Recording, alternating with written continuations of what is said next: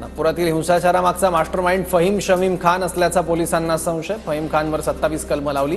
Faheem Khan minority democratic पार्टीचा शहराध्यक्ष असल्याची माहिती। फहीम खान विरोधात नागपूर सायबर पोलिसांकडून गुन्हा दाखल। पोलीस फहीम खानचा मोबाईल जप्त करणार। सायबर पोलिसांना दंगा भडकवणारे तब्बल 172 व्हिडिओ सापडले। नागपूर हिंसाचारातील आरोपी फहीम खानचे नवे व्हिडिओ समोर। पोलिसांसोबत हुज्जत घालतानाचा फहीम खानचा व्हिडिओ। विश्व हिंदू परिषदेविरोधात गुन्हा दाखल करण्यासाठी पोलीस स्थानकात घातला होता गोंधळ। नागपुरात पोलिसांवर हल्ला करणाऱ्यांना कबरीतूनही बाहेर काढू। विधानसभेतून मुख्यमंत्री देवेंद्र फडणवीसांचा इशारा। आंदोलनादरम्यान जाणीवपूर्वक आयाती जाळल्याचा मेसेज पसरवून काहींनी जाणीवपूर्वक हिंसाचार घडवल्याचाही आरोप। नागपूरच्या प्रकरणामध्ये ज्यांनी पोलिसांवर हल्ला केलेला आहे त्यांना कबरीतने खोदून काढू, सोडणार नाही।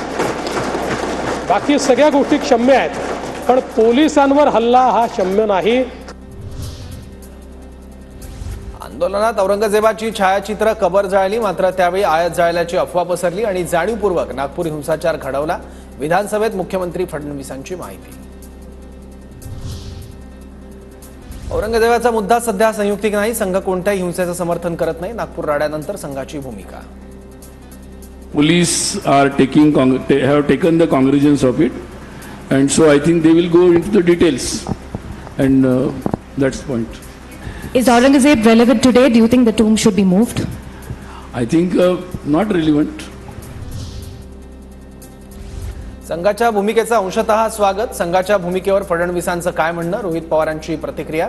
भाजपचे आमदार खासदार महाराष्ट्रातलं वातावरण गढूळ करतायत, रोहित पवारांचा आरोप। अतिशय आक्रमक आणि वातावरण बिघडेल अशी भाषणं त्या ठिकाणी करतात, नाही तर वक्तव्य करतात, मीडियामध्ये जाऊन ते बोलतात। म्हणजे जो तात्या विंचू सारखाचा तो प्रकार झाला की म्हणजे हे जे नेते छोटे जे वातावरण गरम करतायत ते फक्त बाहुली आहे।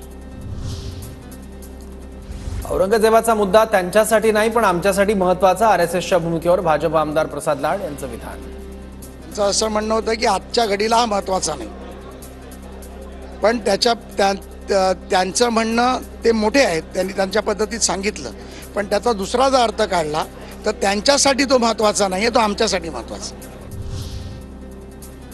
सोनाराने कान टोचले पण उशिरा टोचले। आरएसएसच्या भूमिकेनंतर जितेंद्र आव्हाडांची प्रतिक्रिया। आव्हाडांकडून संघाच्या भूमिकेचं स्वागत। तो गाडलेला अफजल खान ही आमच्या शौर्याची निशाणी आहे। हे आमचं शौर्य पुसण्याचं काम काही जण करत होते। आज बरं झालं आरएसएसने त्यांचेच कान टोचले।